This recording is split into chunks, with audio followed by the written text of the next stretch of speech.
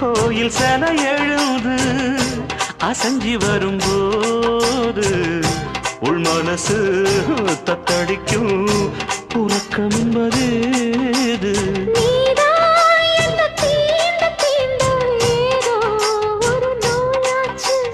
நான் தான் உன்னை சீண்டி சீண்டி பார்த்து ரொம்ப நாளாச்சு.